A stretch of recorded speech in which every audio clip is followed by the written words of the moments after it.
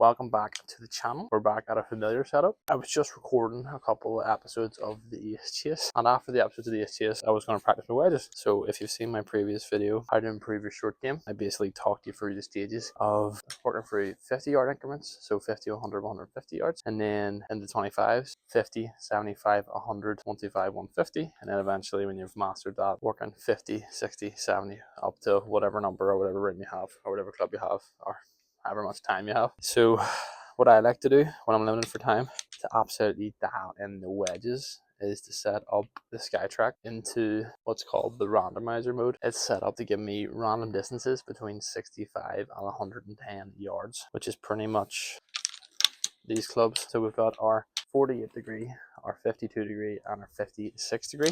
Once you've quote unquote mastered your 10-yard gap, you can basically go into something like this and dial in your numbers to test yourself, so to speak. Kind of like the skill assessments, but it's a wee bit faster. There's not much setup. Go in, you click 2 buttons, and you're ready to rock. Straight off the bat, we have 104 yards. My 3/4 48 degree is my 100-yard shot. How can we improve on that? Well, you could say don't hit a 3/4, 100%. My personal feel, I love the 3/4. And what I'm speaking to when I say 3/4 is feel versus real. So for me, it feels like I'm here, and you'll see me do that sort of a pre-setup. I feel like I stop here and then swing from there, but in reality, it looks a bit like, because of the momentum that your arms have going around. But I find the 3/4 swing gets me the best accuracy and the best contact on the face. Courses for courses, probably a wee bit like Tommy Fleetwood's logic with his sort of sawing off swing. So we'll do our full grip, 48, and we'll take it back to our 100-yard spot, and then just hit it a wee bit harder. Simple as that. Now the thing with wedges, when you do swing harder, sometimes you just get it up higher.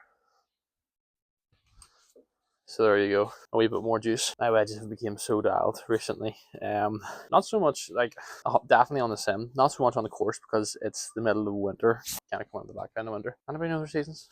You know, I'm going out and there's a 20-mile-an-hour wind and it's like 2 degrees Celsius. It doesn't quite translate. That's part of the game, using your knowledge and guessing what things are. But for consistency, I keep the sim set up at 21 degrees Celsius all year round and match the altitude of my region, which is 200 yards, or sorry, 200 feet above sea level. You say, well, why don't you match it for the day? I kind of want to make sure I can consistently practice the same things to know I'm getting better. Vary it day to day, especially with the likes of the driver, because there's no point in saying, oh, I carried X on 0 degrees, and then you change it to 21 degrees and you're carrying it away forever, because did you improve your distance or did you just change the settings on the sim? So that's sort of my logic behind that. So anyway, we have a similar sort of shot again. Now, the randomizer is literally random, so you could get the same number a few times, which is what it is, but it's good for practice because 2 holes in a row you can get the same wedge number in, do you know what I mean?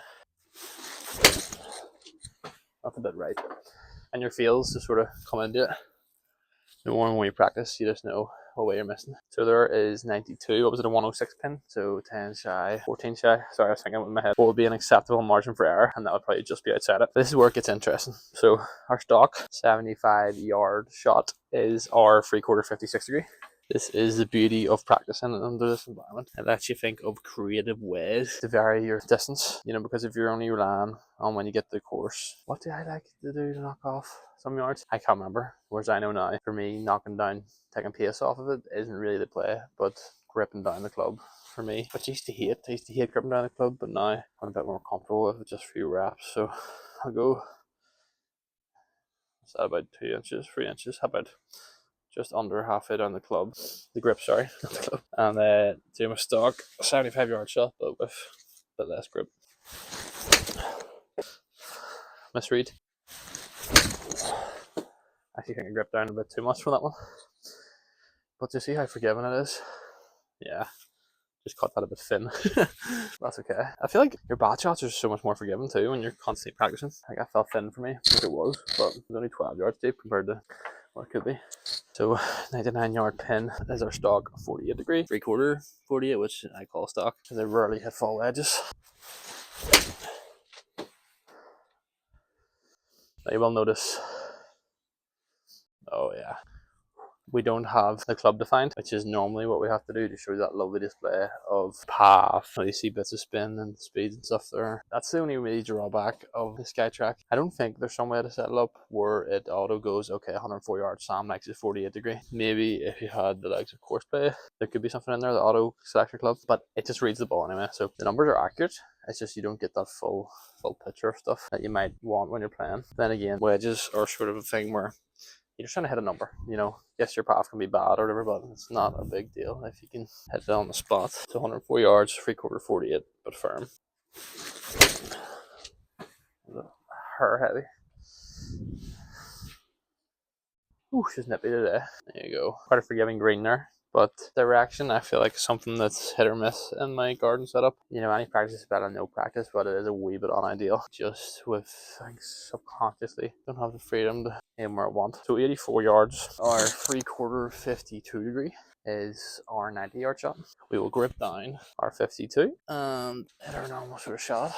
Now, you can adjust your feet position, you know, narrow versus whatever. I don't like it because it brings too much vibes into it, but you may subconsciously do it, and I probably am, without realizing, just because the shaft's a bit shorter when I grip down it. So 84.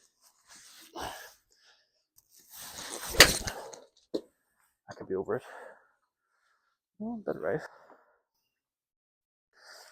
82. What was our number? 4? 84? So yeah, a bit of a side spin on that. It's important, and again, just to check the alignment of the unit. So 86, similar sort of thing again. I don't know, I just love this type of practice. It's so fun, keeps you engaged instead of going, right, have I done enough practice with a 75 yard shot? You don't get to decide, it just throws it up for you, which I think is an awesome feature of the Skytrack. That's one of the things too, like when I first come out here in the mornings, starting my sessions, I'll know my 3/4 52 is my 90 shot, but first swing of the day, it'll take, you know, 7 or 8 yards off it, so I'll just hit my stock 82. And the sort of things you just don't learn about the reps and seeing the actual numbers. Now, don't get me wrong, 76, not the best effort, but still right down the pipe. If you can get to the range and do sort of what I'm saying, you don't need to have a Skytrack that gives you these lovely graphics and X, Y, and Z. If you just go on your phone and type in random number generator between 50 and 150, between 65 and 110, whatever wedges you have with you, if you only want to bring one club to the course, you know, you could probably do a 25 yard variation with one club. Yeah, you could pull up an Excel workbook, open up a spreadsheet and fire in a formula to randomize your number. Trying to think in your head, oh, hit this one X, you kind of subconsciously know what you're at. Whereas if you have something that's randomly generating the number, it's good practice, I find. And the snag, and this is not to take away from the ranges, but the snag is, there's a couple of snags. Range balls, so your compression's a bit off. Not too bad, you know, with the wedges. And plus you're not flying into a green, so you don't see the true spin. But then again, you might necessarily see that on the Skytrack either. You should, but you know, them greens aren't necessarily as attractive as their home greens. And additionally, you don't see the true carry number. You hit the rangefinder against a sign, go, it says 70, it is 70, and then you're guessing where your ball went, you know, with your eye. And if you're dialed in with your eye, then money. But you know, I can tell here that might have looked right down the pipe on the range. I go, oh, it's a wee bit shy, but I know it was 10. Was it 10 shy? I know, and I don't even know. You catch the drift. And at the moment, I know exactly. Okay, that was X. So right, nice full 90. And by full, I mean 3/4.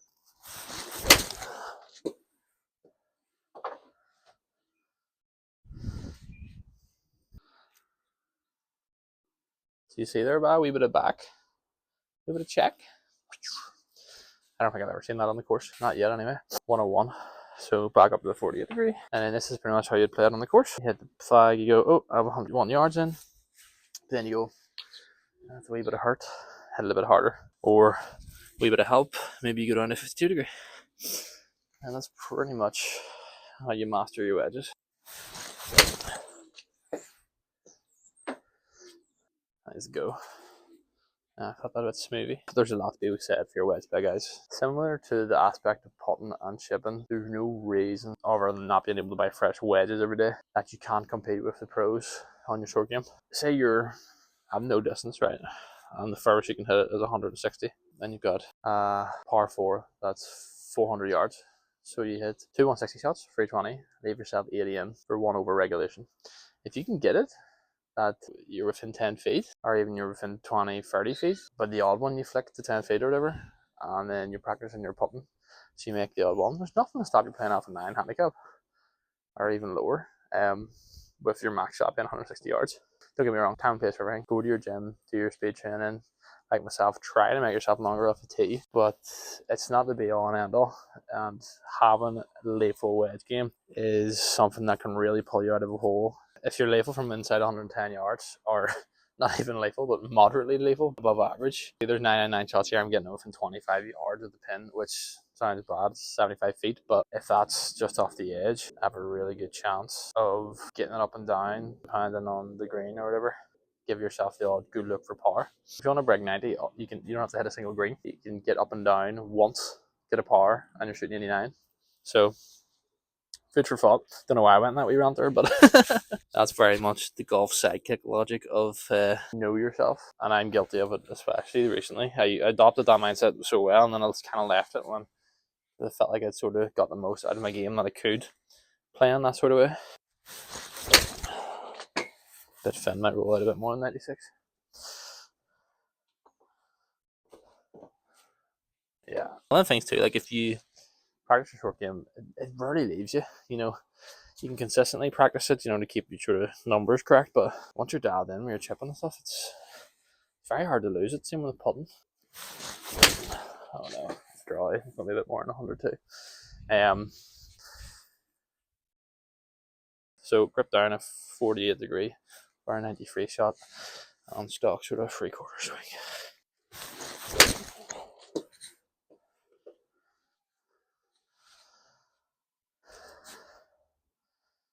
And look at that, folks. Come on.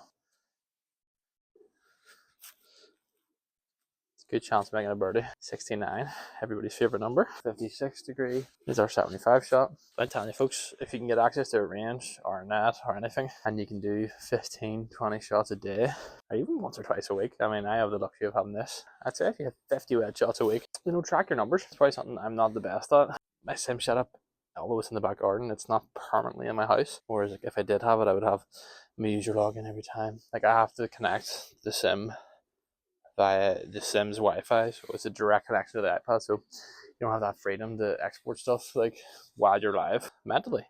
You know yourself what you're scoring, how close you get. Take a wee note on the notes on your phone. Go right. I practiced that and I hit X amount of targets. So again, grip down 56.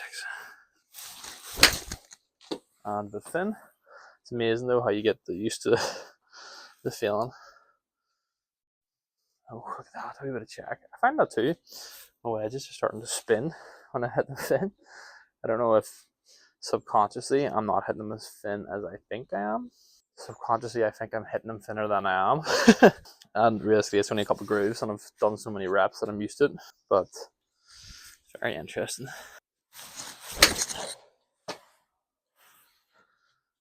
Ooh, right down the pipe. And that's just lovely to watch. And that's the sort of results you can expect by doing this practice. And wedge game especially is literally just one of the things that's like, okay, there's your number, hit the number. And you just adapt to the wind and the temperatures and whatnot. Go last one, see if we can make a home one to finish. Felt good. See it. See it.